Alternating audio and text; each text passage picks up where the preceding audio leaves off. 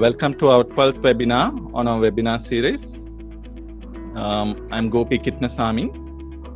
I'm the head of the Rehabilitation Services at the Merrill J. Fernando Foundation, which is a charitable arm of the DILMA-T. Today, the topic is autism and early intervention, and we are very happy and honored and privileged to have Professor Samanmali Sumanasena, who is a professor in pediatric disabilities and honorable consultant pediatrician and a senior lecturer. And also we have Amandi Caldera, who is a clinical psychologist. Also Aroshi Vijaysekara, speech and language therapist. We'll start now, and we have, if you have any questions, you can type in the Q&A box, or we'll have, end of the session, we'll have question and answer sessions as well. Over to you, ma'am. Thank you for being with us, and thank you, Mr. Gopi Kitnasamy and the Merrill J. Fernando Foundation for organizing this series of webinars and giving us the opportunity to discuss about these conditions which are common and which can be well controlled. I represent the Faculty of Medicine, University of Kelaniya, together with my team, Amandi and Aroshi, who are clinicians working with me. And we work at the IT Center at the Faculty of Medicine. So within the next 10 minutes, I'm going to introduce the topic autism spectrum disorder, and I will highlight on the benefits of early intervention and discuss a little bit about pathology. I would like all of you all to remember that early intervention is very important.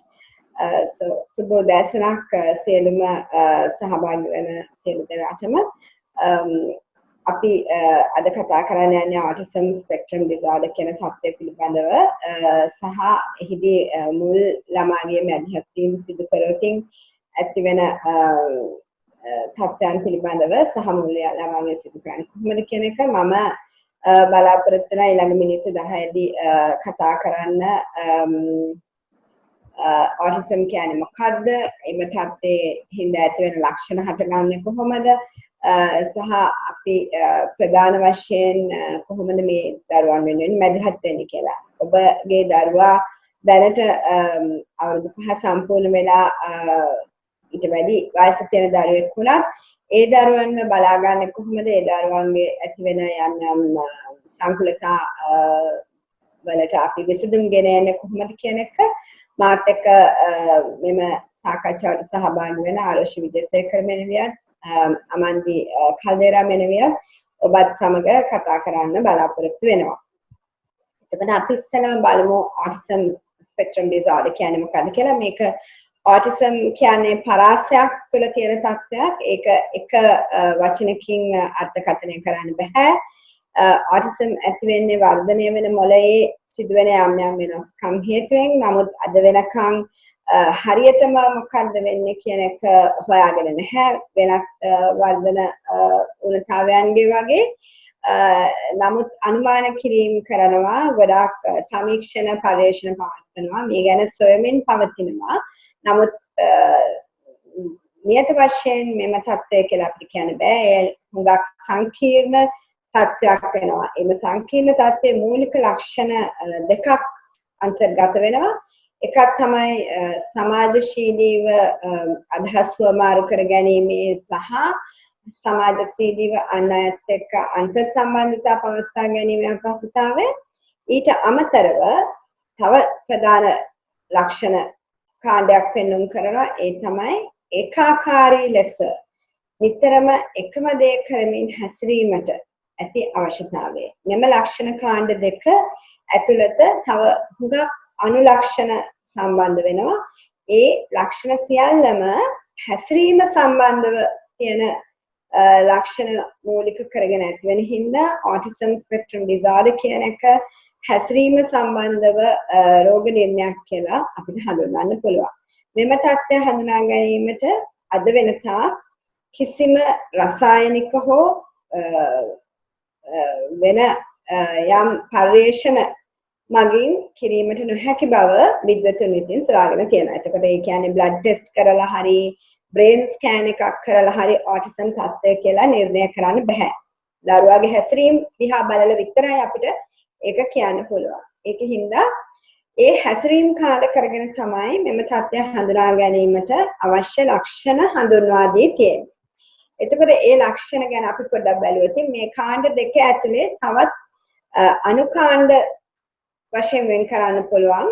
ප්‍රධාන කාණ්ඩය වෙන්නේ පළවෙනි කාණ්ඩය වෙන්නේ මම කිව්වේ සමාජශීලීව අදහස් වමාර කර ගැනීම සහ අන්තර් සම්බන්ධතා ඇති කිරීමේ අපහසුතා. ඒ අර්ථයේ අපි කාණ්ඩ තුනක් හඳුන්වනවා. ඒ කාණ්ඩ තුනේ තියෙන එකක් තමයි සන්තෝෂයෙන් අපි දෙගොල්ලෙක් එකතු වෙලා අදහස් වමාර කිරීමට ඇති අපහසුතාවය, වාචික නොවන හැඟීම් මගින් අදහස් වමාර කිරීමට ඇති අපහසුතාවය සහ යම් යම් අන්තර් සම්බන්ධතාවයන් ගොඩනගා ගැනීමට ඇති අපහසුතාවය. ඊට අමතරව ඒකාකාරී හැසිරීම් ගොනුවට අපි එකතු කරන්න පුළුවන්. ඒකාකාරීව හැසිරීම්, Taman කැමැතිම දේ හැමතිස්සෙම එකම විදියට කරන්න තියෙන කැමැත්ත, ඊටාම අසාමාන්‍ය ලෙස යම් යම් දේ ගැන ඇතිවෙන අධික කැමැත්ත සහ යම් යම් සංවේදීතාවයන් වලට දක්වන වෙනස්කම්. එතකොට මේ වගේ ලක්ෂණ කාණ්ඩයක් තියෙන දරුවෙක්ව අපි බලා ගන්නවා නම් අපිට ටීම් එකක් ඉන්න ඕනේ. ඒ ටීම් එකේ ස්පීච් ඇන්ඩ් ලැන්ග්වේජ් තෙරපිස්ට් කෙනෙක්, ඔකියුපේෂනල් තෙරපිස්ට් කෙනෙක්, සයිකොලොජිස්ට් කෙනෙක්, ගුරුවරයෙක්, ඒ වගේ හැම කෙනෙක්ම අන්තර්ගත වෙන්න ඕනේ. අද අපේ කතා බහට සහභාගී වෙන්නේ මම වෛද්‍යවරයෙක් සහ ස්පීච් තෙරපිස්ට් කෙනෙක් සහ සයිකොලොජිස්ට් කෙනෙක් වුණාට මොකද අපේ කාල සීමාවන් තියෙන හින්දා මේ වගේ දෙයකදී නමුත් සාමාන්‍යයෙන් අපි ටීම් එකක්ම මේ වගේ දරුවෙක් බලනවා. එතකොට මේ දරුවන් අපිට එන්නේ එහෙම නැත්නම් ඔබ මේ දරුවන්ව කොහොමද දකින්නේ පරිසරයේදී, right? එතකොට ඔබගේ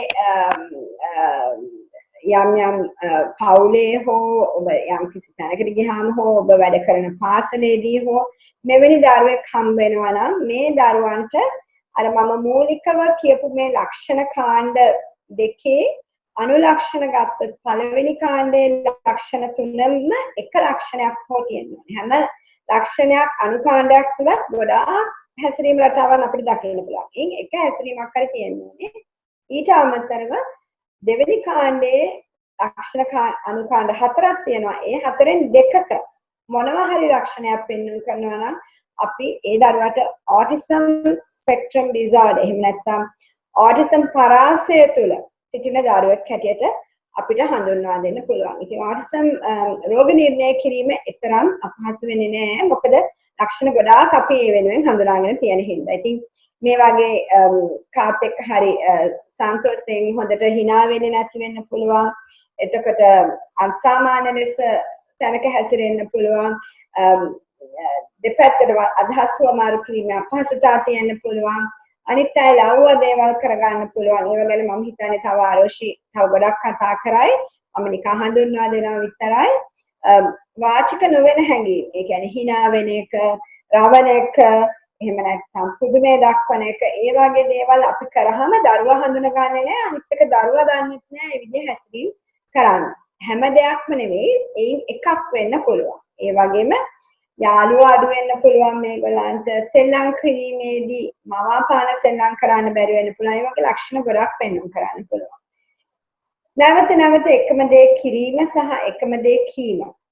ඊට පස්සේ ඒගොල්ලන් කැමැතිම දේවල් ටිකක් තියෙනවා. ඒ ටික ඒ විදිහටම වෙන්න ඕනේ.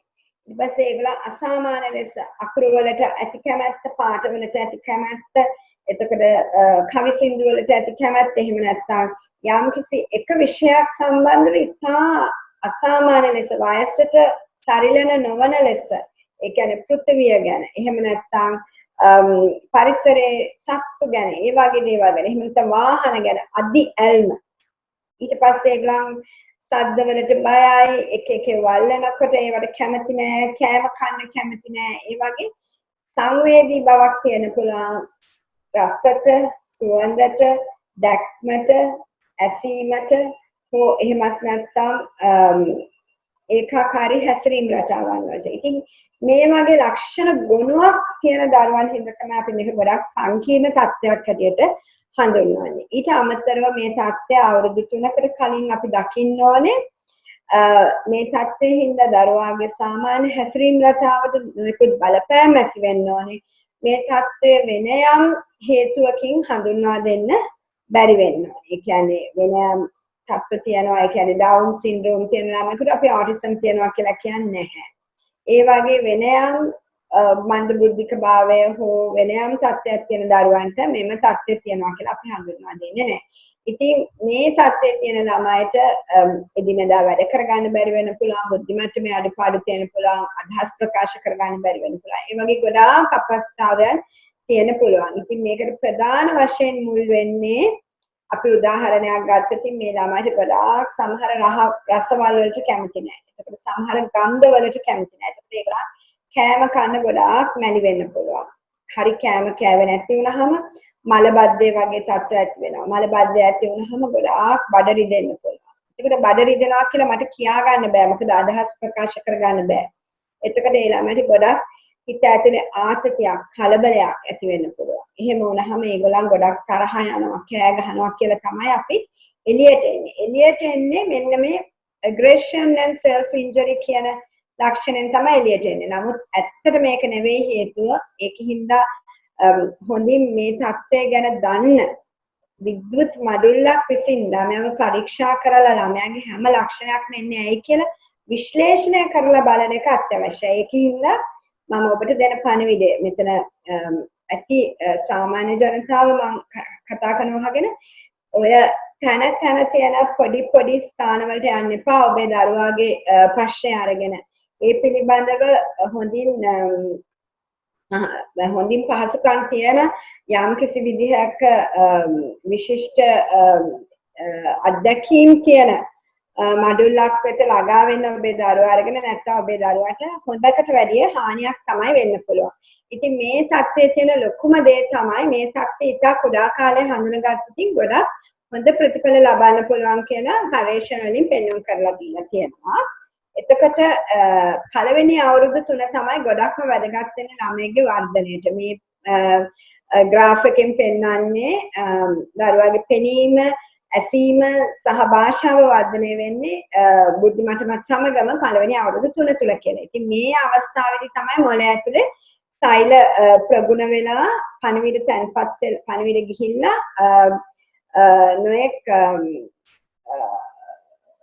දැනුම මොළය තුල තැන්පත් වෙනවා. ඉතින් මේ කාලය අපි පාවිච්චි කරන්න ඕනේ ගොඩක් වැදගත් විදිහට. ඉතින් දරුවෙක් එක්ක ඉපදිච්ච දවසේ ඉඳන් අම්මා තාත්තා කතා කරන එක නිකන් අර මේ ටේබල් ටෙනිස් ගහනවා වගේ. අපි දානවා ආයිත් අපිට එවනවා. අපි දානවා අපි ඊට වැඩිය හයියෙන් එවනවා. ඒකට අපි කියනවා serve and return කියලා.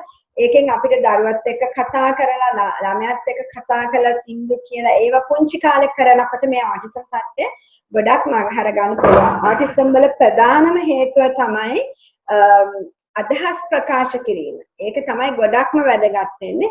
එතකොට අදහස් ප්‍රකාශ කරනකොට භාෂාව ප්‍රගුණ කරනකොට අපි වැදගත් වෙනවා නොයෙක් අංශවලින්. ඒ කියන්නේ දරුවට වචන හඳුන්වා දීම, ඒ වගේ දේවල් නොයෙක් ස්ථානවල නොයෙක් අංශවල කිරීම. ඉතින් ඒක කරන්න පුළුවන් කතනහා භාෂා චිකිත්සකවරයෙක්ගේ අවවාදත් සමග. මේ ගැන වැඩි දුරටත් කතා කරන ආරෝෂය කියන මම කතා කරන්නේ නැහැ.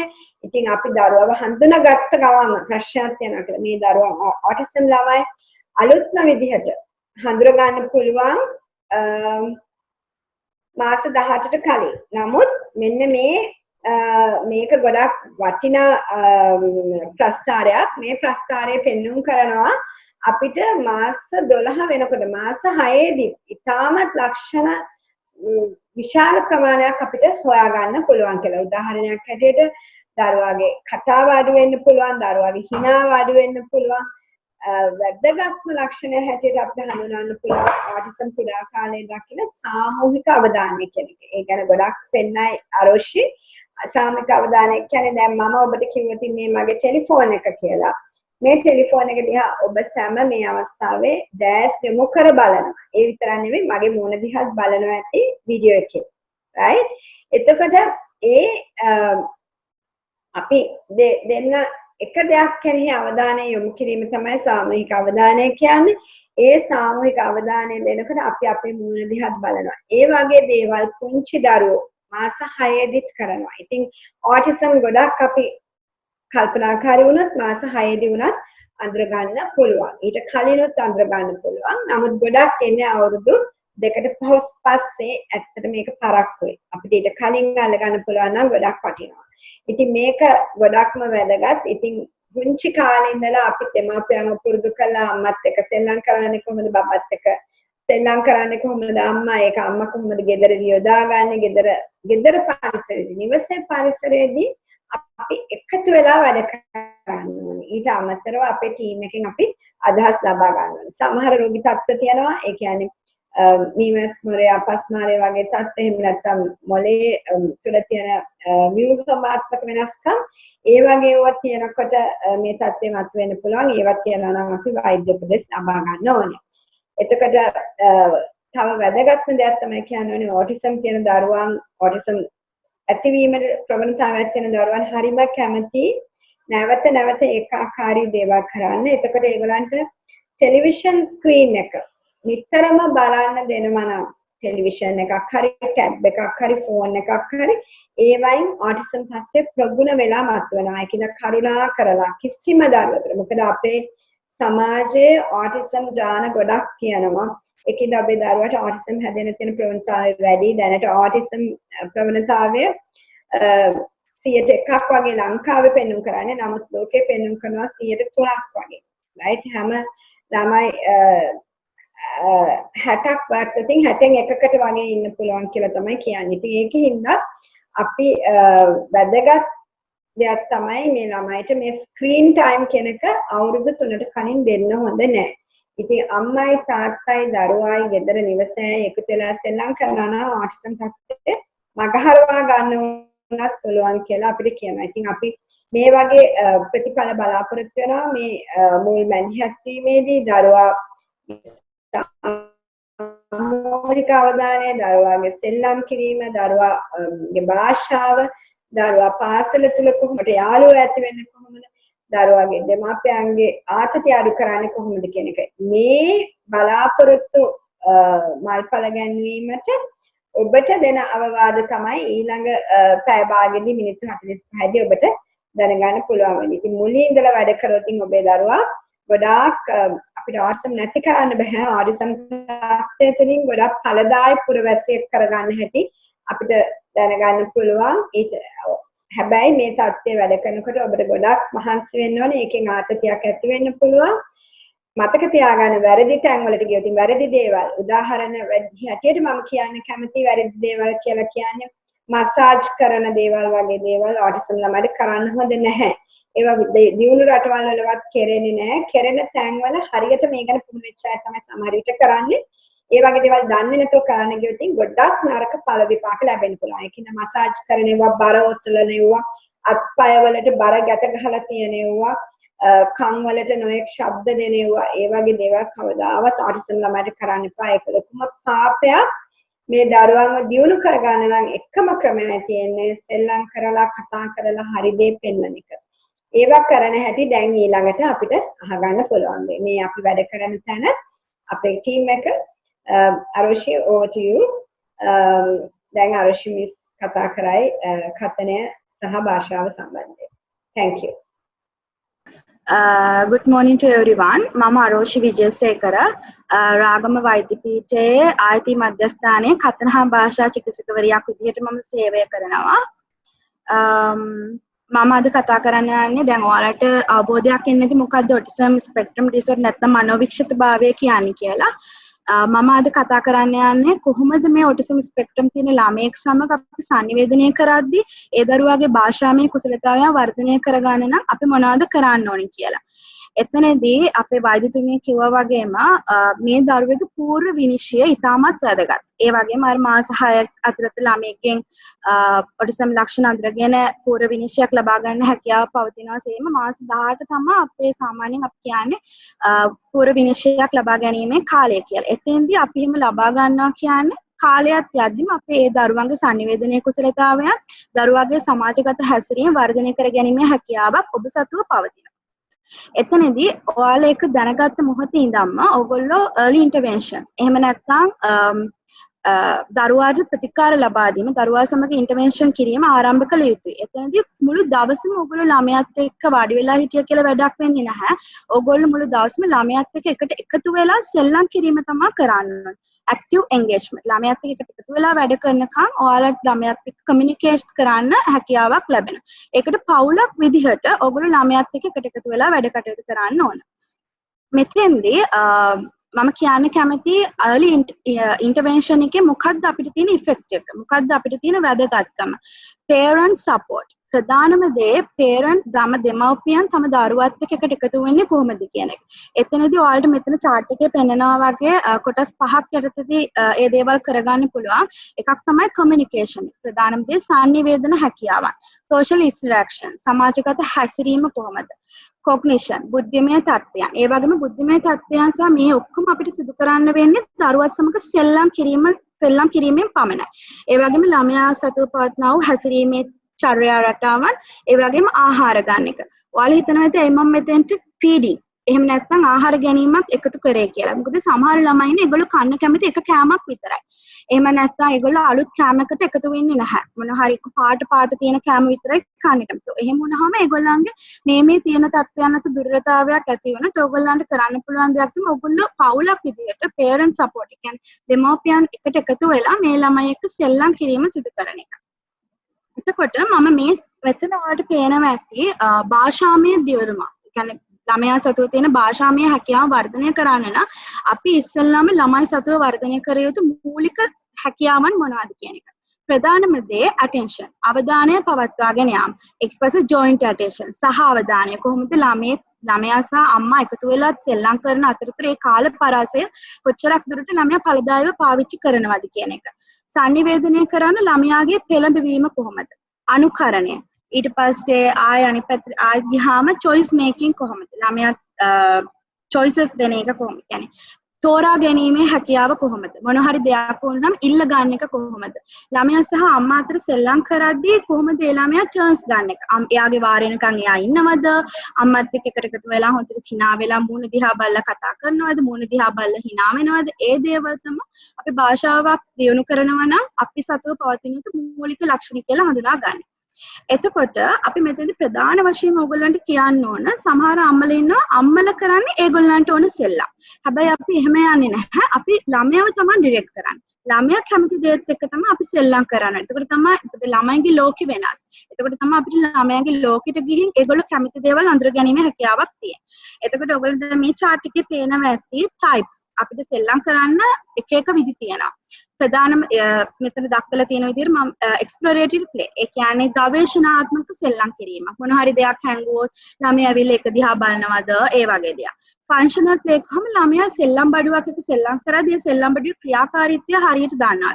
කෝප්පයක් දුන්නොත් කරක ඉන්නේ නැහැ ඒකෙන් බොනවා. ඊට පස්සේ කාර් එකක් දුන්නොත් කරක ඉන්නේ නැහැ ඒක ඩ්‍රයිව් කරනවා. ඒ වගේ. ඊට පස්සේ සිම්බොලික් කියන්නේ මොන හරි දෙයක් දුන්නා මේක සිම්බල් එකක් විදිහට පාවිච්චි කරනවා. උදාහරණයක් විදිහට ගත්තොත් බනාන ගෙඩියක් දුන්නොත් ඒක ෆෝන් එකක් වගේ ඒගොල්ලෝ පාවිච්චි කරනවා. හැබැයි සෙල්ලම් කරනවා කියලා ළමයා තනියෙන් අපි තියන්නේ නැහැ. ඒගොල්ලෝ කරන මොන දේ වුණත් ඕගොල්ලෝ එතෙන්ට ගිහින් ඒ ළමයි එක්ක එකතු වෙලා සෙල්ලම් කරන එක තමයි වැදගත්ම දේ. ඊට පස්සේ ප්‍රිටන් ප්ලේ කියන්නේ කොහොමද ළමයාගේ මවාපෑමේ හැකියාවන්.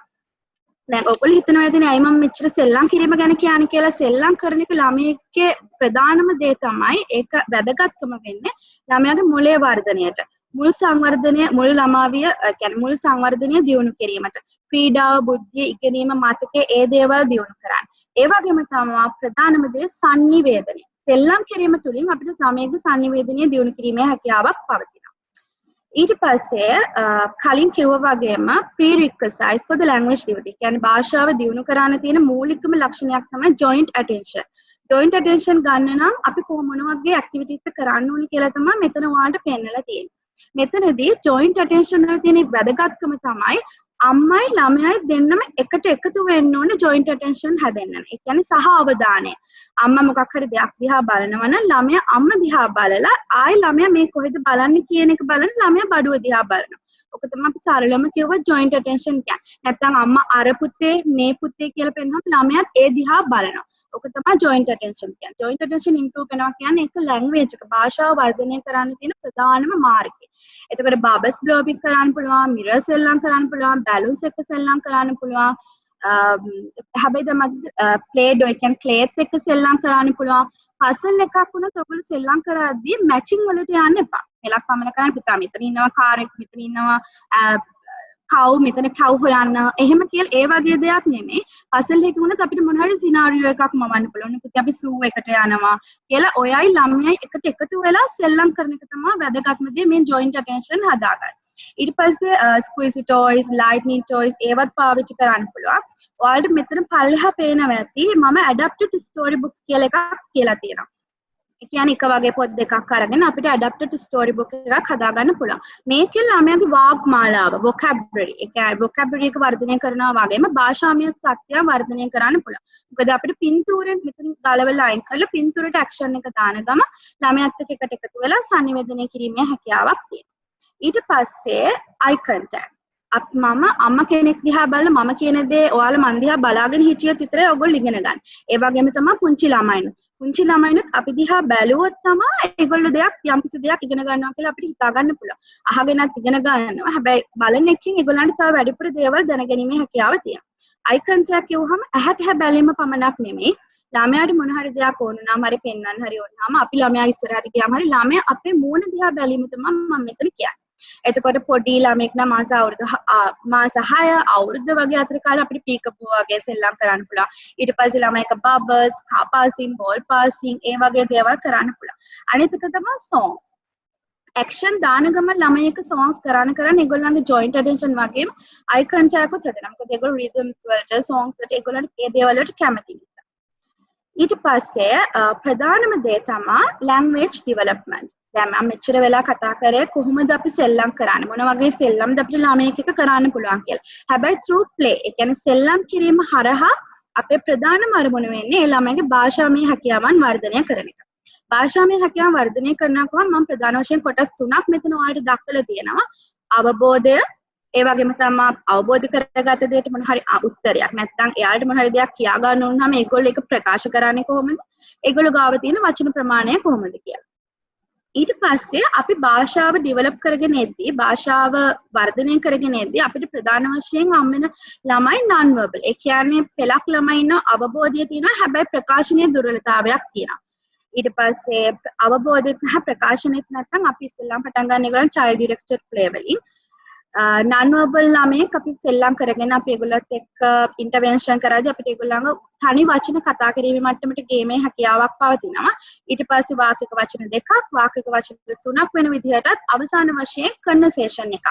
කොහොමද මම දෙයක් අහගෙන ඉන්නවා තව එක්කෙනෙක් මට උත්තර දෙනවා. එයාගේ ප්‍රශ්නකට ඊට පස්සේ මම උත්තර. ඒ sannivedana කන්වර්සේෂන් මට්ටමට මේ ළමයාව ගොයන්න එක තමයි අපේ මූලිකම පරමාර්ථය. ඒ මූලික පරමාර්ථය අපි ඉටු කර ගන්න නම් අපිට කරන්න පුළුවන් ඒ කියන්නේ තාක්ෂණික උපක්‍රම කිහිපයක් තියෙනවා. ඒ තාක්ෂණික උපක්‍රම තමයි මම මෙතන ඔයාලට දක්වලා තියෙන්නේ. ප්‍රධානම දේ parallel talk. ගොඩාක් ළමයි එකපාරම අම්මට එකතු වෙන්නේ නැහැනේ. එතකොට අපි ඒගොල්ලන්ගේ ලෝකෙට ගිහින් ඒගොල්ලොත් එක්ක එකතු වෙලා සෙල්ලම් කරන් තමයි ඒගොල්ලෝ අපිට එකතු වෙන්නේ. එතකොට parallel talk කියන්නේ මොනවා ළමයෙක් තනියෙන් සෙල්ලම් කර කර ඉන්නවා. අපිත් එතෙන්ට යනවා. මොකද අපි තනියෙන් සෙල්ලම් කර කර ඉන්න දෙන්නේ නැහැ ළමයිට. ඒක වැඩක් නැති නිසා. ඒක තේරුමක් නැති නිසා. අපිත් ළමයා ටොයි කා එකක් එක සෙල්ලම් කර කර ඉනවා නම් අම්මි එතෙන්ට ගිහින් කියනවා මොනවද ළමයා කරන්නේ කියලා. කා යනවා හයියෙන් අර ඒ වගේ ළමයා කරන එක ඇක්ෂන් එකට අපි වර්ඩ්ස් ඇඩ් කරනවා. එක්ස්පැන්ෂන් කියන්නේ ළමයා මොකක් හරි වචනයක් කිව්වොත් අපි අලුත් තොරතුරු එකතු කරන්නේ නැතුව නිපාත පදයක් විශේෂණ පදයක් එකතු කරනවා. කියන්නේ බල්ලා දුවනවා කිව්වොත් අපි කියන බල්ලා හයියෙන් දුවනවා. රීකාස්ට් කියන්නේ නැවත එක සකස් කරනවා කියන එක. ළමයා කිව්වොත් බල්ලා දුවනවා කියලා ඒ ළමයා කිව්ව දෙයින්ම අපි අහනවා ප්‍රශ්නයක්. කොයිද පුතේ බල්ලා දුවන්නේ? ඒ වගේ.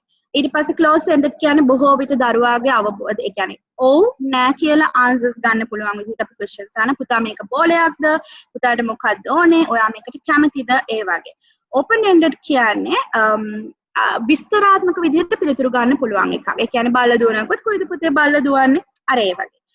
ලින්ග්විස්ටික් මැපින් කියන්නේ ගොඩාක් ළමයි vocalize ඒ වගේ. එතකොට එහෙම වෙන්නේ මේ ළමයිගේ තියෙන වචන ප්‍රමාණයේ තියෙන මදිකමක් නිසා. එතකොට අපි ළමයා මොකක් හරි පෙන්නලා කියනවා නම් හරි නිකන් කියනවා නම් හරි සෙල්ලම් කරන ගමන් කියන අපි ගැළපෙන වචන එතෙන්ට එකතු කරනවා. බල්ලෙක් පෙන්නලා කියන පුතා බල්ලා ඒ වගේ. ඊට පස්සේ ලේබල් කරන පුතා මේ තියෙන කෝප්පයක් මේ තියෙන්නේ මේසයක් මේ තියෙන පුටුවක් ඒ වගේ. කමෙන්ට්ස් දෙනකොට කමල මේක කරන්නේ නැහැ ළමයා හරි කම්ෆර්ටබල් නේ අම්මත් එක්ක. එතකොට ඔයාලා යාව ප්‍රේස් කරන්න ඔයාලා යාව වර්ණනා කරන්න ඒගොල්ලෝ තවත් වැඩිපුර ඔයාලත් එක්ක එකතු වෙලා සෙල්ලම් කරන්න උනන්දු වෙනවා. එතකොට yes පුතේ very good ඔයා හරිම හොඳයි ඒ වගේ විදිහට ඔයගොල්ලෝ යාට කමෙන්ට්ස් දෙන්න. මොඩල් කරන්න අම්මයි පුතයි සෙල්ලම් කරද්දී පුතා දන්නේ නැත්නම් එයාට සෙල්ලම් කරන්න බෑනේ. ඒ නිසා ඔයාලා එයා ඉස්සරහා දරුවා ඉස්සරහා මේක මෙහෙමයි කරන්න කියන එක දරුවාට පෙන්නන්න. ඊට පස්සේ මේක තමයි ප්‍රධානම දේ. ඔයාලා කොහෙට කොහොම ගියත් මොන ස්ථානයකට ගියේ මොන විදියකට තෙරපි ගත්තත් නිවස තමයි දරුවාගේ ස්ථානය. එතකොට නිවසේදී දෙමව්පියන්ගේ හැසිරීම දෙමව්පියන් කොහොමද දරුවත් එක්ක එකතු වෙන්නේ කියන එකට තමයි දරුවාගේ සංනිවේදන තත්ත්වයන් දරුවාගේ භාෂාමය හැකියාවන් දියුණුවක් ළඟා කරගන්න පුළුවන්. එතනදී ගොඩාක්ම ඉම්පෝර්ටන්ට් දේ තමයි parent child interactions. parent child interactions කියන්නේ ළමයාගේ level එකත් එක්ක ඔයාලා වැඩ කරන්න ඕනේ. ළමයාව තමයි ඔයගොල්ලෝ lead කරන්නේ. ළමයා parents කවදාවත් lead කරන්නේ නැහැ. අපි ළමයාගේ ලෝකෙට ගියොත් තමයි ළමයාත් එක්ක අපි සෙල්ලම් කරන්න පුළුවන් මේ. එතෙන්දී ඔයාලා turns ගන්න ළමයා natural environment එකේ ඉඳන් ළමයාත් එක්ක වැඩ කරන්න. මම මේ දේවල් කියද්දී ඔයාලට පේනවා ඇති මම මෙතන 4S කියලා එකක් දාලා තියෙනවා. ඔයාලා අනුගමනය කරන්න ඕන ප්‍රධානම principles 4ක් මෙතන තියෙන්නේ. ළමයාත් එක්ක සෙල්ලම් කරද්දී ළමයාත් එක්ක කතා කරද්දී අඩුවෙන් කතා කරන්න. අඩුවෙන් කතා කරනකොට දිග වාක්‍ය පාවිච්චි කරන්න යන්න එපා. සරල simple language, simple words පාවිච්චි කරන්න. ඒ වගේම තමයි දරුවට කියලා දෙන්න ඕනේදී ඔයාලා stress කරන්න. පුතා take a cup ඒ වගේ. අනිත් එක go slow. හිමින් සැරේ කියන්න වේගෙන් දේවල් කියන්න යන්න එපා. ඔයාලා point කරන්න. take a cup කියලා ඇඟිල්ල දික් කරලා cup එකට point කරන්න. එතකොට ළමයා ඉගෙන ගන්න අම්මි කියන්නේ මේකයි. මොකද අපි එතන visual දෙනවා, point කරනවා, ළමයාට හොඳට ඇහෙන්නේ ඒක auditory cue එකකුත් වෙනවා. ඒ දේවල් දෙන නිසා ළමයා ඔයාලත් එක්ක එකතු වෙන්න තියෙන ඉඩ කඩ වැඩි. ප්‍රධානම දේ අද ඉඳන් ඔයාලා ළමයාගෙන් ඉගෙන ගන්න. ළමයාව observe කරන්න. මොනවටද මේ ළමයා එකතු වෙන්නේ? මොනවටද මේ ළමයා කැමති වෙන්නේ? ඊට පස්සේ observe කරලා 2 to 3 minutes වගේ wait වෙන්න. බලන්න ඒ ළමයා ඔයාලට මොන හරි දෙයක් පෙන්වන්න. නැත්නම් initiate කරන්න එනවාද කියලා. නැත්නම් ඔයාලා කරන මොකක් හරි දෙයකට ළමයා එකට එකතු වෙනවාද? ඊට පස්සේ listen කරන්න. හොඳට අහගෙන ඉන්න මේ ළමයා මොනවද කරන්නේ. ඒක vocalizations එකක් වෙන්න පුළුවන්. එහෙම එකක් වෙන්න පුළුවන්. එහෙම නැත්නම් අර තනි වචනයක් වෙන්න පුළුවන්. ඒ විදිහට ළමයාත් එක්ක එකතු වෙලා සෙල්ලම් කරන්න නම් ඔයාලා ප්‍රධාන වශයෙන් ළමයාව observe කරන්න ඕන. ළමයාගේ response එකක් එනකම් wait වෙන්න ඕන. අනිත් එක තමයි ළමයා කියන දේකට ඔයගොල්ලෝ අහුම්කම් දෙන්න. ඒක සද්දයක් වුණත්, word එකක් වුණත් කමක් නැහැ. ඔයාලා හොඳට අහුම්කම් දෙන්න. ඊට පස්සේ මම අර කලින් කියවනේ non-verbal children's කියලා සමහර විට අපි හිතමු අවුරුදු 5කට වැඩි. ඒත් non-verbal ළමයි ඉන්න පුළුවන්. අවුරුදු 3යි non-verbal ළමයි ඉන්න පුළුවන්. හැබැයි අවුරුදු 3-5 අතර කාලෙදී අපි සෙල්ලම් කරන ඒගොල්ලන්ගේ communication verbal communication එක අපිට වැඩි දියුණු කරගන්න පුළුවන්. එහෙමත් නැතුව non-verbal ළමයෙක් එක්ක වැඩ කරනවා නම් අපිට පාවිච්චි කරන්න පුළුවන් sannivedana method තියෙනවා. ඒවට අපි කියනවා alternative communication method. මේ තියෙන ඒ වගේ එක මාධ්‍යයක්, ඒ කියන්නේ communication board එකක්. මේක පොතක් විදිහට නෙමෙයි අපි ගෙදර කොහේ හරි බිත්තියක එල්ලනවා කැම සෙල්ලම් බඩෝ සින්දු කියන්න ඕන නම් ඒවා ඒ වගේ රූප අරගෙන එල්ලනවා. එතකොට ළමයට මොන හරි ඕන වුණාම ඒක දිහින් පොයින්ට් කරනවා. පොයින්ට් කරාම අම්මා නා පුතේ ඔයාලට බත් ඕනේද? පොයින්ට් කරාම අපි ඒ දේ ළමයාට පෙන්නනවා. ඒ දේ අපි ළමයාට දෙනවා. sannivedana මාධ්‍යයක් විදිහට තමයි අපි communication board එක පාවිච්චි කරන්නේ. ඊට පස්සේ communication book communication book එකත් අර වගේම තමයි. හැබැයි communication board එකට වැඩි අපි ටිකක් සංකීර්ණයි communication book එකට එද්දි. ඒකට අපිට foods දාන්න පුළුවන්, choice, school materials, ඊට පස්සේ songs මොනවද කියන්න ඕන, verbs, වැඩිපුර කෑ ගහන දඟලන බබෙක් නම් අපි පින්තූරයක් පෙන්නන්න පුතා ඔයාලට නිදා ගන්න ඕනේද, කන්න ඕනේද, බොන්න ඕනේද, නාන්න ඕනේද කියලා අපි මේ වගේ පින්තූර අරගෙන ළමයාත් එක්ක sannivedanaya කරන්න පටන් ගන්න ඕනේ. ඊට පස්සේ හයිටෙක්. ඒ කියන්නේ අපිට ඇප්ස් මගිනුත් sannivedanaya කරන්න පුළුවන්. මේ Awaz app එක ගොඩාක් හොඳ app එකක්. අපි කමියුනිකේට් කරනවා නම් ඒක දැන් ලංකාවේ සිංහල භාෂාවෙන් ඉංග්‍රීසි භාෂාවෙන් මෙන්ම දෙමළ භාෂාවෙනුත් තියෙනවා. මේවා ඒ වගේම තමයි Japtalk app එක. මේකත් ගොඩක් හොඳ ළමයික sannivedanaya කරද්දී පාවිච්චි කරන්න. ඊට පස්සේ අර මම කලින් කිව්වා වගේම ගොඩාක් ළමයි අපි කොච්චර කිව්වත් අපි දැන් ඒක අම්මලට තියෙන ප්‍රශ්නයක්. අම්මලට ප්‍රශ්නයක් තියෙනවා මම කියනවා මම කරනවා මේ ළමයි අම්මිස් දුව ඉන්නවා. ඒ වෙන්නේ අපි දෙන cues ප්‍රමාණය. අපි දෙන ඉඟි ප්‍රමාණය ළමයට මදිකමක් වෙන්න පුළුවන්. ඒකට අපිට use පාවිච්චි කරන්න පුළුවන් cues තමයි මේ තියෙන්නේ. visual cues. අපි මොකක් හරි පින්තූරයක් පෙන්නලා කියනවා පුතා ඇවිල්ලා වාඩි වෙන අපි සිටින් ලස්සනට වාඩි වෙලා ඉන්නවා නේද? අපි පින්තූරයක් පෙන්නලා කියමු පුතා මේ වගේ ලස්සනට වාඩි වෙලා ඉන්නවා. අනිත් එක තමයි අම්මා direct කරන්න. verbal directions දෙන්න. පුතා මෙහෙමයි මේක මේ විදිහට කරන්න කියලා කරන්න. ඊට පස්සේ gestures පාවිච්චි කරන්න පුළුවන්. මගේ pointing වගේ නැත්නම් එන්න කියන එක වගේ cup නම් මේ වගේ gestures පාවිච්චි කරන්න පුළුවන්. ඊට පස්සේ model කරන්න. හැම එකම model කරන්න. අපි එකපාරම දෙයක් ළමයට කිව්වොත් ඒක තේරෙන්නේ නැහැ. ඒ නිසා අම්මා model කරලා ඊළඟ chance එක අපි දරුවට දෙනවා. physical prompt එකක් දෙන්න පුළුවන්. අතින් මෙහෙම තට්ටු කරන්න පුළුවන්. එහෙම නැත්නම් ළමයාගේ අත අරගෙන ඒක උඩින් තියන්න පුළුවන්. ඒක අපි අන්තිමට වගේ ගන්න දෙයක්. මොකද අපි verbal, visual, gesture, modeling ඒ cues ඔක්කොම දෙන නිසා. ඊට පස්සේ ගොඩාක් ළමයි behavior changes එන්න පුළුවන්. අර අපේ වෛද්‍යතුමිය කිව්වා වගේ මේගොල්ලෝ ටිකක් දඟලන්න, hyperactive, කෑ ගහන්න, බඩු විසික් කරන්න, එහෙම behaviors තියෙන්න පුළුවන්. එතකොට ඔයාලට කරන්න පුළුවන් දෙයක් තමයි visual timetable. මොකද මුල මැද අග කියන අවබෝධය නැති නිසා ගොඩක් ළමයි භාගයක් කරගෙන ඉඳන් නැගිටලා යනවා. නැත්නම් භාගයක් කරගෙන ඉඳි අඬන්න පටන් ගන්නවා. මොකද ඒගොල්ලෝ ගාව නැහැ අවබෝධයක් මම මේක ඉවර කරලා තමයි මම මෙතෙන්ට යන්න ඕනේ. ඒ නිසා තමයි මේ ඇලෙක්ස් එයාගේ visual timetable එක මම මෙතන ඔයාලට ෆොටෝ එකක් විදිහට දාලා තියෙන්නේ. අපි activities කරනවා නම් first activity එකට ටික් එකක් දෙනවා නම් ළමයා ගාව අවබෝධයක් තියෙනවා මට තව ඉවර කරන්න ඕන 4යි. දෙවෙනි එකක් දෙනවා නම් තව ඉවර කරන්න ඕන 3යි. ඒ අවබෝධ දෙන්න පුළුවන් අපිට visual timetable එකේ. අනිත් එක තමයි social stories. social stories කියන්නේ ළමයාගේ හැසිරීම් රටා, චර්යා රටා වෙනස් කරන්න. ගොඩක් ළමයිට තරහ ගියාම බඩු පොලේ ගහනවා නම් ඔයගොල්ලන්ට මේ වගේ social story එකක් පාවිච්චි කිරීමේ හැකියාවක් තියෙනවා. මේ තියෙන මෙතන මට තරහ ගියාම ඊට පස්සේ next page එකේ මට තරහ ගියාම මම බඩු පොලේ ගහනවා. next page එකේ මට තරහ ගියාම මම බඩු පොලේ ගහන්න හොඳ නැහැ. එතකොට අම්මට දුකයි. අර ඒ වගේ අපි පින්තූර මගින් මේ social story එක ළමයාට හැමතිස්සෙම පේන්න කියලා දෙනවා. පුළුවන් තරම් ඔයගොල්ලෝගේ bad behaviors ignore කරන්න good behaviors වලට positive reinforce. ඒ කියන්නේ very good පුතා ඔයා මේක හොඳට කරා කියලා ඒගොල්ලන්ට ඒ දේවල් කියන්න. මේ තියෙන visual timetable එකක් මම අර කලින් කිව්වා වගේම අනිත් එක තමයි මේ මෙතන ඔයගොල්ලන්ට පේන තියෙන websites autism ගැන ඔයාලට දැනගන්න පුළුවන් 0 to 3 website එකේදී ගොඩක් videos තියෙනවා කොහොමද ළමයාත් එක්ක සෙල්ලම් කරන්නේ කියන එක. ඔයාලට ඒකට ගිහින් parenting කියන කොටසට ගියාම ඔයගොල්ලන්ට එකෙන් videos බලා ගන්න පුළුවන්. autism navigator කියන website එකට ගියාම early signs identifications of signs identify කරගන්නේ කොහොමද මොන වගේ activities කරන්න පුළුවන් ඒකත් එතන තියෙනවා. and autism speaks website මේ වෙබ්සයිට් වලට ගියාම ඔයගොල්ලන්ට තවත් දැනුම තමන්ගේ ළමයාත් එක්ක සෙල්ලම් කිරීම මගින් මොනවද කරන්න පුළුවන් දේවල් කියන එක අඳුර ගැනීමේ හැකියාව තියෙනවා. thank you. එකම ප්‍රධානම දේ තමයි ඔයාලගෙන් ඉල්ලන ළමයාගේ ලෝකෙට යන්න. ළමයාත් එක්ක එකට එකතු වෙලා සෙල්ලම් කරන්න.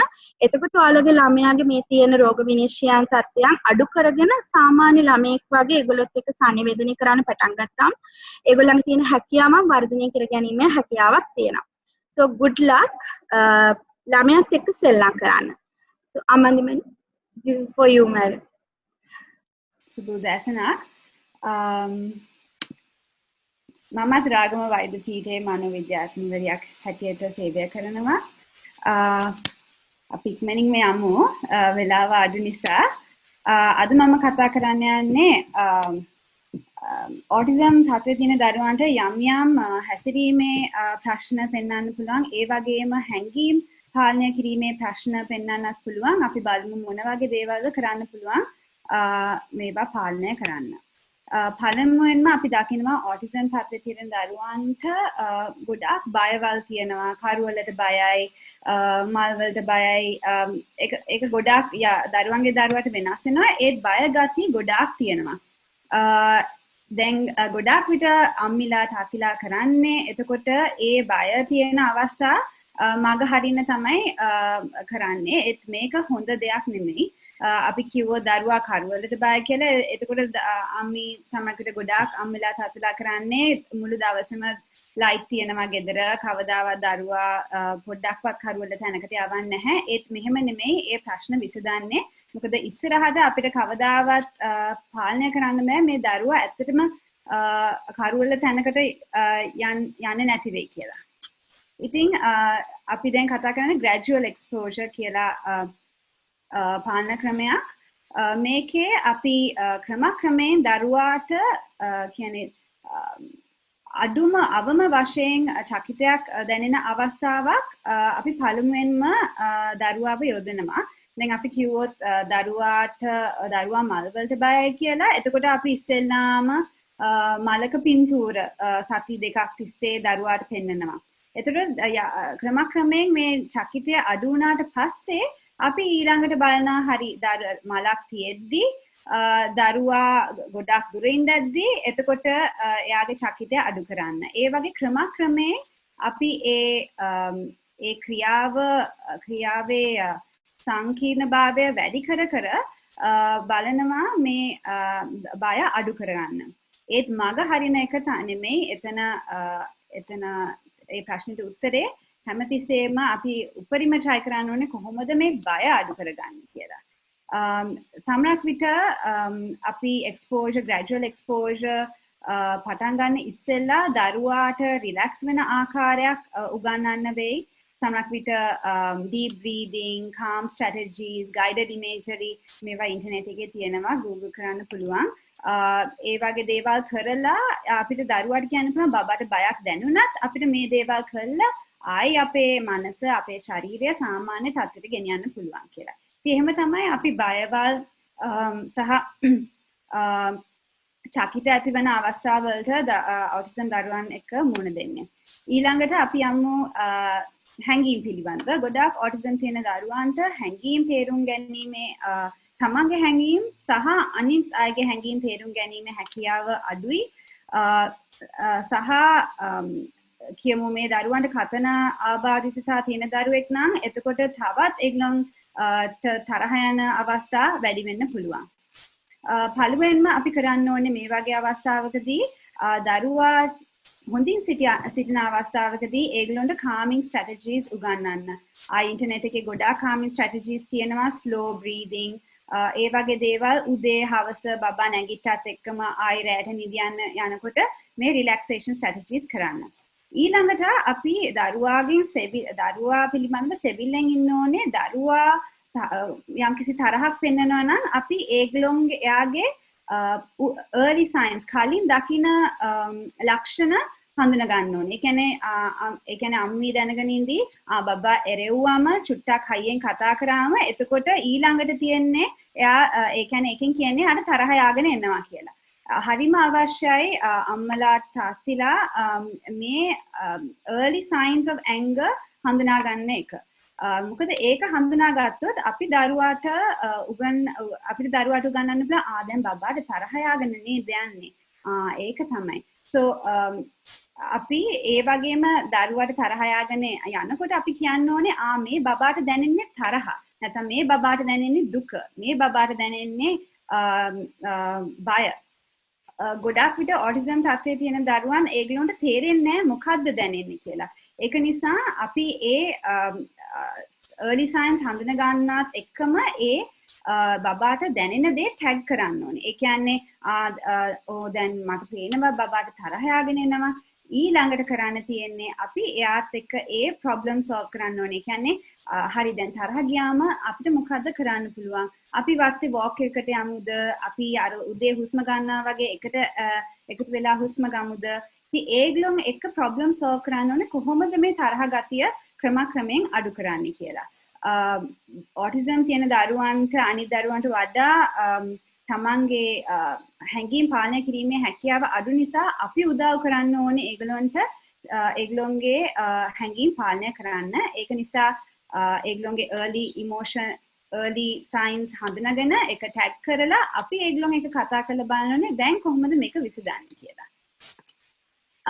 යම් සමහරක් දරුවන් ඒ කියන්නේ ඒගොල්ලන් වැඩියෙන් ඉල්ලන්න පුළුවන් ගොඩාක් තරහ යන ඒ කියන්නේ ඒගොල්ලන්ගේ විදියටම යම් යම් දේවල් වෙන්න ඕනේ.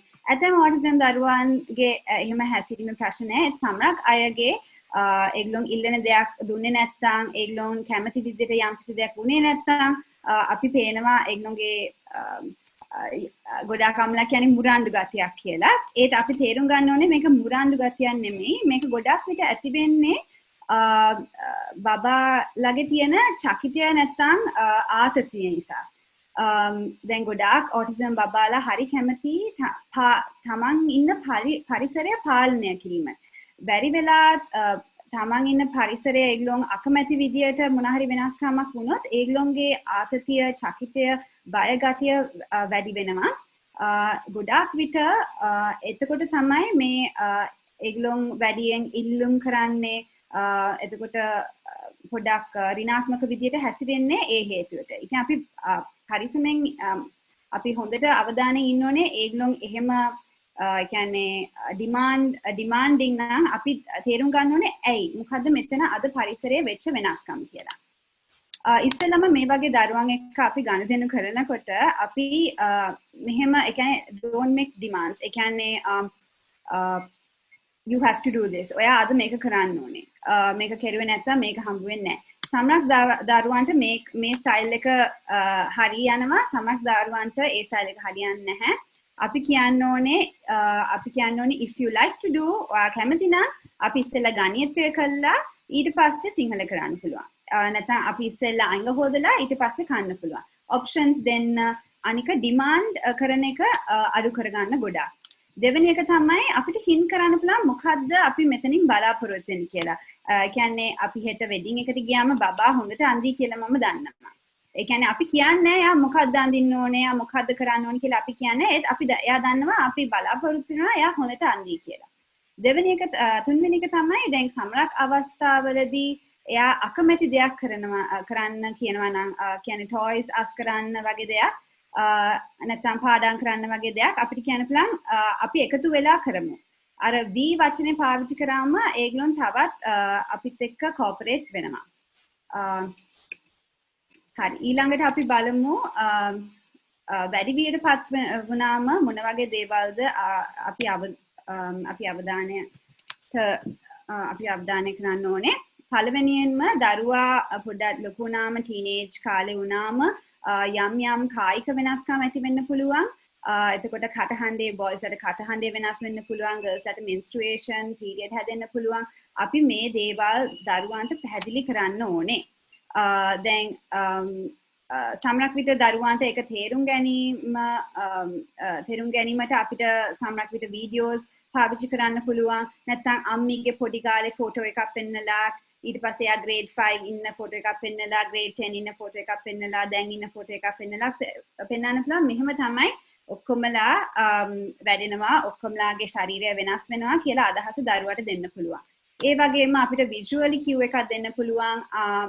ඒ කියන්නේ ශරීරය ඇඳලා මේ දේවල් තමයි වෙනස් වෙන්නේ. දැන් සාමාන්‍ය දරුවන් හා සමාන ඔටිසම් තත්ත්වයේ දරුවන් ඒගොල්ලොත් වැඩි වියටපත් වෙනවා. ඒ බයස් ඒ වැඩි වියටපත් වෙන බයස් වෙනස් වෙන්නේ නැහැ. ඒක සාමාන්‍යයි. අනික අපි දරුවන්ට කලින්ම උගන්වන්න ඕනේ මොකද්ද පොදු ස්ථානවල කරන්න පුළුවන්, මොකද්ද ප්‍රයිවට් ස්ථානවල කරන්න ඕනේ දේවල්. අනික අපි ඒගොල්ලෝගේ පිරිසිදුකම ගැන අවධානයක් යොමු කරන්න ඕනේ. ඒගොල්ලන්ට කියන්න ඕනේ ෂේව් කරන්න ඕනේ බොයිස්ලට. එතකොට මේ හොඳට හොදන්න ඕනේ, දාඩිය දානකොට හොඳට හොදන්න ඕනේ. ඒ වගේ දේවලුත් අපි කියන්න ඕනේ. හරි ඊළඟට මම කතා කරන්න යන්නේ ඔටිසම් තත්ත්වයේ දරුවන්ට සමහරකට යම් මානසික ප්‍රශ්න ඇති වෙන්න පුළුවන්. වැඩි වියටපත් වෙනකොට අපිට පේනවා මේ graph එකෙන් ඒ කියන්නේ එක කාන්සාව ඇති වෙන්න පුළුවන්. ඒ වගේම depression වගේ තත්ත්වයක් ඇති වෙන්න පුළුවන්. ඒත් අපි පොඩි කාලේ ඉඳන්ම දරුවාට අර emotional regulation තමන්ගේ හැංගීම් කොහොමද පාලනය කරන්නේ කියලා පණිවිඩය දුන්න ගොඩාක් විට මේ වාසියේදී ඇතිවෙන ප්‍රශ්න අපිට පාලනය කරගන්න පුළුවන්. හරි. තුන්වෙනි එක තමයි දරුවා දැන් ලොකු වෙනකොට ගොඩාක් ඔටිසම් තත්ත්වයේ තියෙන දරුවන්ට ප්‍රශ්නය තමයි meaningful relationships. හොඳ යාළුකම් තියාගැනීමේ අපහසුතාවයක් තියෙනවා. මොකද ඒගොල්ලන්ට ඉවසීම චුට්ටක් අඩුයි, සහකම්පනය චුට්ටක් අඩුයි. ඒක නිසා පොඩි කාලේ ඉඳන්ම දැන් ඉඳන්ම පටන් ගන්න මේ වගේ කුසලතා නංවන්න. ඒ කියන්නේ පොතක් කියවනකොට අහන්න පුළුවන් අයියෝ හාවා එතකොට පෙරදුනාම යාට මොකද්ද දැනුනේ? එතකොට ඒගොල්ලන්ට කියන්න පුළුවන් ඔව් දුකක් දැනුණා. දුකක් දැනුණා මොකද කරන්න පුළුවන් යාළුවෙකුට? ඒ වගේ ප්‍රශ්න අහන්න පටන් ගන්න. එතකොට ඒගොල්ලන්ගේ emotional awareness එක හැඟීම් පිළිබඳව තියෙන කුසලතා නංවන්න පුළුවන්. ඒ වගේම කවුරු හරි දැක්කම නැත්නම් කියමු පොතක් කියවනකොට පත්තරයක් දැක්කම මූණේ ඒ කියන්නේ ඉරියව් ඒ දකින්න පින්තූරය මත අපිට කියන්න පුළුවන් මේ කෙනාට තරහයි මේ කෙනාට සතුටුයි help ඒ කියන්නේ ඒ කෙනාට දැනෙන හැඟීම් ලේබල් කරන්න පටන් ගන්න. මේ අක්කිට සතුටුයි වගේනේ. එයා hina වෙනවා. මේ ඊට පස්සේ අපිට කියන්න පුළුවන් මේ අංකයට තරහයි වගේනේ. එයා හයියෙන් කතා කරනවා. එයා කාට හරි බනිනවා. එතකොට ඒ වගේ ලක්ෂණ එතකොට දරුවාට තේරෙනවා මේක තමයි සතුට මේක තමයි තරහ කියලා තේරෙනවා. අරෝෂි කිව්වා වගේ අවශ්‍යම දේ තමයි සෙල්ලම් කරන එක. සෙල්ලම් කිරීමෙන් ගොඩාක් දේවල් ඉගෙන ගන්න පුළුවන්. තමාගේ වාරය යනකම් ඉන්න ඉගෙන ගන්න පුළුවන්. තව කෙනෙක් සතුටු කරන්න පුළුවන්. ඉතින් සෙල්ලම් කරන එක තමයි අවශ්‍යම දේ. ඒක ඉස්සරහට ගොඩාක් බලපානවා ඒගොල්ලෝගේ relationships වලට.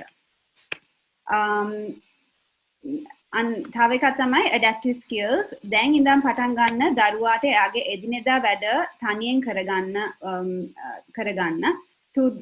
ඒගොල්ලෝගේ වයස මත ඒගොල්ලන්ට කරන්න දැන් සාමාන්‍ය දරුවෙක්ට කරන්න ක්‍රියා මේ වැඩ කොටස මේගොල්ලන්ටත් පවරන්න පටන් ගන්න හිතන්න එපා මෙයාට අපහසු නිසා මම ඒක දෙන එක හොඳ නැහැ කියලා. ඇත්තටම අපි දරුවාට එහෙම හිතුවොත් අපි කරන්නේ හරිම නරක දෙයක්. අපි ගොඩාක් උත්සාහ කරන්න ඕනේ අපේ දරුවාව ඉන්ඩිපෙන්ඩන්ට් කරන්න. තමන්ගේ වැඩ කටයුතු තනියෙන් කරන්න පුළුවන් දරුවෙක් සමාජයට ලබා දෙන්න. ඉතින් දැන් ඉඳන් පටන් ගන්න මේ වගේ මේ පින්තූරේ තියෙන වගේ ස්ටෙප්ස් කඩලා අපිට මේ වගේ දෙයක් මිර එකේ දාන්න පුළුවන් දරුවා දත් මදිනකොට. එතකොට එයා දන්නවා මේකෙන් පස්සේ කරන්න ඕනේ මේක කියලා. අන්තිමට අපි අවධානය යොමු කරන්න ඕනේ දරුවෙකුගේ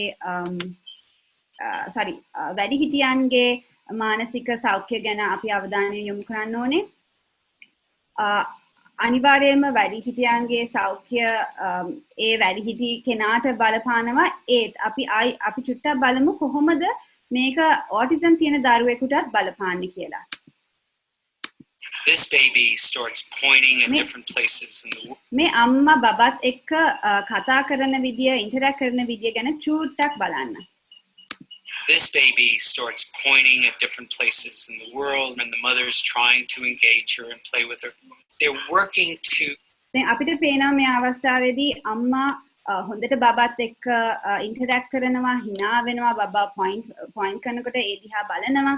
දැන් අපි බලමු මානසික සෞඛ්‍ය බැස්සම විෂාද වගේ තත්ත්වයක් ඇති වුණාම අපිට පේනවා අම්මගේ නැත්නම් තාත්තගේ යම් වෙනස්කම් පේනවා. ඒ කියන්නේ දැන් බලන්න ડિප්‍රෙෂන් වගේ තත්ත්වයක් තියෙනකොට අර facial expressions ගොඩාක් බහිනවා. මේක බලපාන්න පුළුවන් දරුවාගේ වර්ධනයට. because of the stress that they're experiencing. අපි දැක්කා දැන් ડિප්‍රෙෂන් වගේ තත්ත්වයක් තියෙන දරුවෙකුට අම්ම කෙනෙකුට ඒ කියන්නේ මූණේ ඉරියව් තව කෙනෙකුගේ හැඟීම් තේරුම් ගන්න සමහරක් විට අපහසු වෙන්න පුළුවන්. මේක especially autism තියෙන දරුවෙකුට ගොඩාක් බලපාන්න පුළුවන්. ඒක නිසා අම්මගේ තාත්තගේ ආච්චිගේ ඔක්කොමලාගේ මානසික තත්ත්වය අපි හොඳින් තියාගන්න ඕනේ. ඉස්සෙල්ලාම දේ තමයි හොඳ ප්ලෑන් එකක් හදන්න දරුවාගේ ඩෙවලොප්මන්ට් එකට. ඒ කියන්නේ අපි හිතනවා නම් දරුවාගේ වර්ධනයේ උන්නතාවයක් තියෙනවා කියලා. අපි අනිවාර්යයෙන්ම එතකොට බලන්න ඕනේ කොහොමද මොන වගේ දේවල්ද කරන්න පුළුවන්. හොඳ ડોක්ටර්ස්ලා තෙරපිස්ට් ගාව ගිහිල්ලා හොඳ ප්ලෑන් එකක් හදන්න. ඊළඟට අම්මලා තාත්තිලා කැමති දේවල් වල යෙදෙන්න අඩු ගානේ සතියකට එකපාරක් යෝග පන්තියකට යන්න කැමති නම් ඒක කරන්න. තමන්ට කියලා දෙයක් යම් කිසි දෙයක් කරගන්න. ඒ වගේම සමහර අය ආගමික දේවල් වල නිරත වුණාම ආතතිය අඩු වෙනවා සමහර අයට. ඒ වගේ දේකුත් කරන්න පුළුවන්. අන්තිමට කවුරු හරි උදව් දෙනවා නම් නැත්නම් කාගෙන් හරි උදව් ලබා ගන්න ලැජ්ජ වෙන්න එපා. ඒක කෙරුවොත් තමාගේ මානසික සෞඛ්‍ය රැක ගන්න පුළුවන් නම් ඒක ලොකු දෙයක්.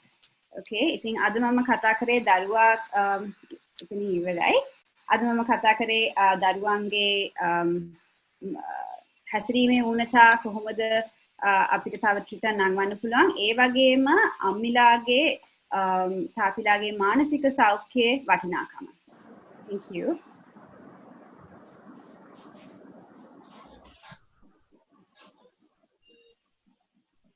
Thank you, madam. Thank you, Amanti, and thank you, Aroshi. This was very useful, very informative, actually. I know it was a very short time, but like we covered like all areas, like particularly early identification and intervention, which is very important, and also the importance on exactly where to get advice and those sort of things. Also, we covered, which is a very, very useful tips for the parents, actually, and particularly playing with the children, which is nowadays, which is like missing. The most commonly used toy is, I think, is a phone, a smartphone, which is a very easy thing for them to. But madam stressed on not giving those, like not showing them the importance of the screen things, which is actually a very good advice for the parents. And now we can take some questions. I think Shakira has raised. So I'll just allow her you to talk. Amandi, there's a question for you on the Q&A about head bagging. Okay. Do you want to answer that and go to there's somebody, Shakira Vijayasekara, who wanted to. Shakira, you can now unmute and you can talk.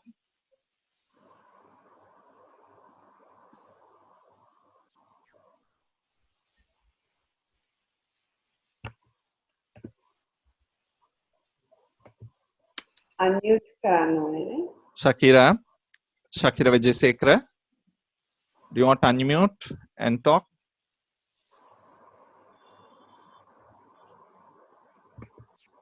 If not, we will answer the question which is on the Q&A. Amanda, Yeah, do you want to answer? Yeah. Okay, so I'll read out the question. Baby has aggressive behaviors and headbanging to the wall with screaming and crying. Sometimes it's at least a couple of hours. She is almost 6 years now. What can we do in such a situation? First of all, we have to understand. Amandi සිංහලෙන්ම කියමු. Sorry. I forgot. So now මේ දාපු question එකේ කියන්නේ බබා ඔළුව ගහ ගන්නවා. එයාට අවුරුදු 6යි. අනික ඔළුව ගහ ගන්නකොට අඬනකොට මේ වගේ අවස්ථා ගොඩාක් වෙලාවන් වලට යනවා. ඒ කියන්නේ මේ පැය දෙකක් තුනක් මේ තත්ත්වය තියෙනවා කියලා. ඉස්සෙල්ලාම අපි කරන්න ඕනේ මේ වගේ අවස්ථා ඇති වෙන්න ඉස්සෙල්ලා මොකද්ද වෙන්නේ කියලා බලන්න. ඒ කියන්නේ I can send මට මේ ස්ට්‍රක්චර් එකක් එවන්න පුළුවන් මේ කෙනාට. ඒ කියන්නේ ඒ තත්ත්වය ඇති වෙන්නේ ඉස්සෙල්ලා ඒ කියන්නේ අපි ඇඟ හොදන්න ඉස්සෙල්ලාද මේක වෙන්නේ. නැත්නම් මොනහරි අම්මි මොනහරි මෙයාට කරන්න කිව්වමද මේ දේ වෙන්නේ. අපි ඉස්සෙල්ලා බලන්න ඕනේ ඒ වගේ අපි පැටර්න් එකක් තියනවාද කියලා බලන්න ඕනේ. ඉතින් මූලිකවම ඉස්සෙල්ලා කරන්න ඕනේ ඒ දෙයට ඒ සිද්ධියට ඉස්සෙල්ලා වෙච්ච දේ ඒ සිද්ධියට පස්සේ වෙච්ච දේ අපි නෝට් ඩවුන් කරන්න ඕනේ. ඒ කියන්නේ පස්සේ වෙන දේවල් ගොඩාක් බලපාන්න පුළුවන්. දැන් බබා ගොඩාක් අඬනවා නම් අපි සමහරක් විට යාව තුරුල් කරගෙන එයාට ගොඩාක් attention දීලා ඊට පස්සේ chocolate එකක් දීලා යාව අඬන එක නවත්ත ගත්තොත් ගොඩාක් විට මොකද්ද වෙන්නේ ඊට පස්සේ ආයේ behave එක වෙනවා තව දවසක. මොකද එයා ඒකෙන් යම් දෙයක් ලබා ගන්නවා. ඉතින් අපි ඉස්සෙල්ලා තේරුම් ගන්න ඕනේ ඇයි මේක ඇති වෙන්නේ කියලා. මැඩම් කිව්වා වගේ මේක behave එකක්. ඒක යට ගොඩාක් දේවල් තියෙනවා ඇති ඒව ඉස්සෙල්ලා අපි හොයා ගන්න ඕනේ. Okay, so that's the first step. එතන එකතු කරන්න කැමති දැන් මේ භාෂාව පරිහරණය කරන්න බැරි සංවේදනය කරන්න බැරි නම් දරුවට යාගේ අවශ්‍යතාවයන් කියවන්න බෑ. දැන් අවුරුදු 6ක දරුවෙක් නම් ගොඩක් කලාවට එයා අදහස් ප්‍රකාශ කරන්නේ නැති දරුවෙක් නම් අපි ඒ වගේ දරුවෙකුට සංවේදනය කරන්න ක්‍රමවේදයක් ඇති කරගන්න ඕනේ.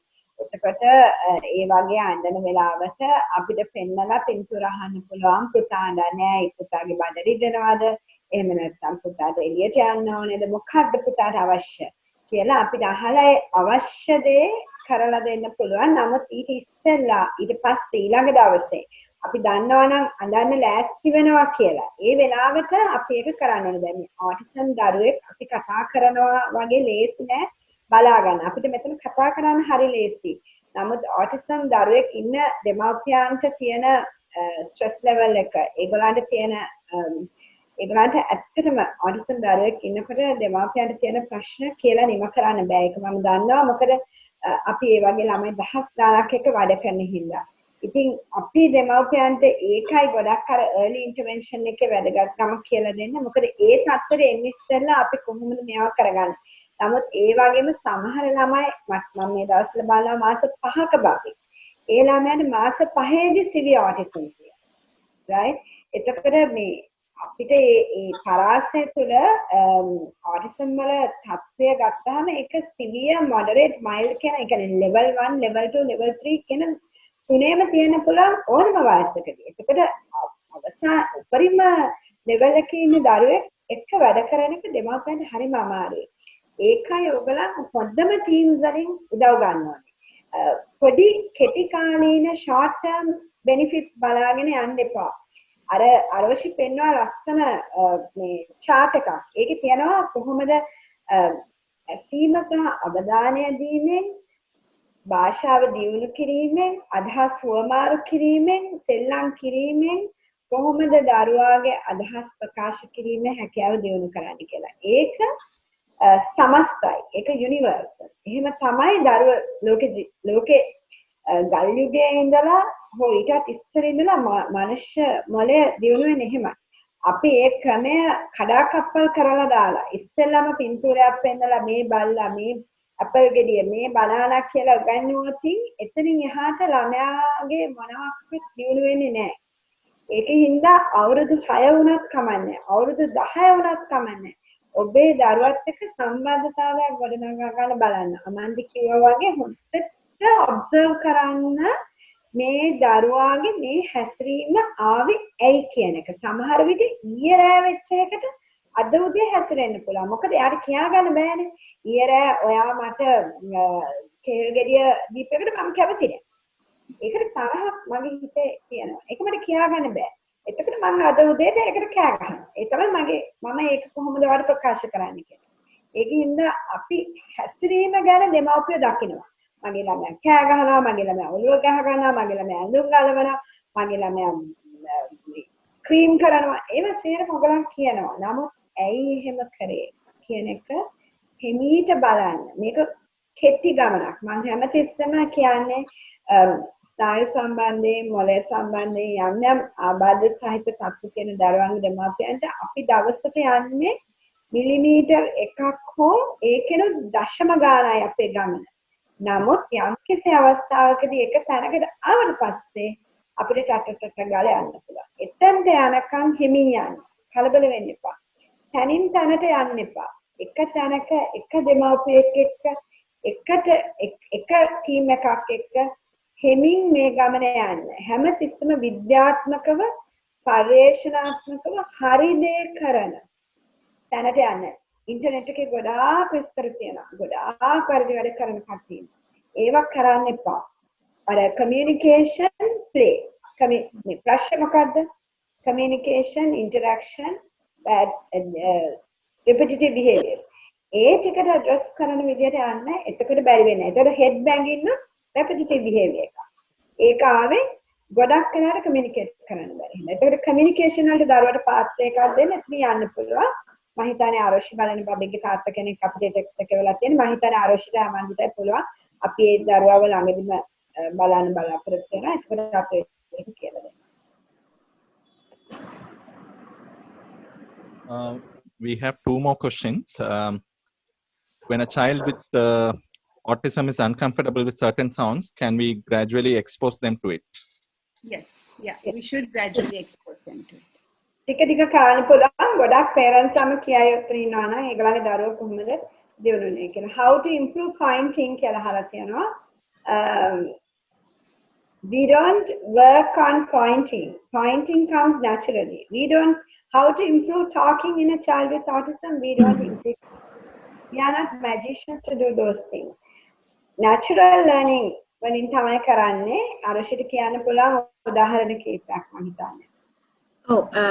දැන් මෙහෙම ඔයාලා ප්ලේ කරගෙන යද්දී මම ප්ලේ වලින්ම කියන්නම් නැචරල් ලර්නින් ඔයාලා උදේ ඉඳන් රෑ වෙනකම් ඔයාලා ළමයෙක් එක්ක ඉන්නවා නම් එතින්දී ඕගොල්ලන්ට කතා කරන්න දේවල් ගොඩක් තියෙනවා ළමයාත් එක්ක කරන්න දේවල් ගොඩක් තියෙනවා එතකොට දැන් අහලා තියෙන ප්‍රශ්න how to improve pointing improve කරන්න දෙයක් නෙමෙයි ඒක ඔයා ළමයාත් එක්ක එකතු වෙන්න ඒ ළමයි මේ දේවල් පෙන්නයි ඔයාම පෙන්නන්න ඉස්සෙල්ලා පුතා මේ බලන්න මෙහෙම මෙතන අලියෙක් ඉන්න මම එකයි කිව්වේ show while but with pointing පෙන්නන්න හැමදේම ඔයා පොයින්ට් කරන්න අම්මා පොයින්ට් කරලා පෙන්නන එතකොට ළමයා ඔයාව කොපි කරයි අනිත් එක තමයි තව ඔයාට කරන්න පුළුවන් දෙයක් තමයි ළමයා කියලා මොන හරි දෙයක් කියනවා ඔයාට තේරෙනවා වතුර හැබැයි ඔයා එකපාරම වතුර දෙනවටත් වැඩි ඔයාට කරන්න පුළුවන් කොහේ හරි මේසයක් උඩින් හරි වතුර බෝතලේ තියන්න තියලා ඒක පෙන්නන්න ඔයා අම්මා තමයි ඒක කරන්න ඕනේ අම්මා පෙන්නන්න එතකොට ළමයාට ඔළුවට යනවා හරි මට මොන හරි දෙයක් ඕන වුණත් මම මේක පෙන්නන්න ඕනේ ඒක සාමාන්‍යයෙන් naturally ඔයා ගෙදර ඉඳන් ඔයාට කරන්න පුළුවන් දෙයක්. අම්මා මොඩල් කරන්න ළමයා ඒ දේ ඉගෙන ගනි. නැතුව අපිට ළමයාට බලෙන් pointing කරන්න කියලා උගන්වන්න බෑ. through play ඒ දේ කරන්න.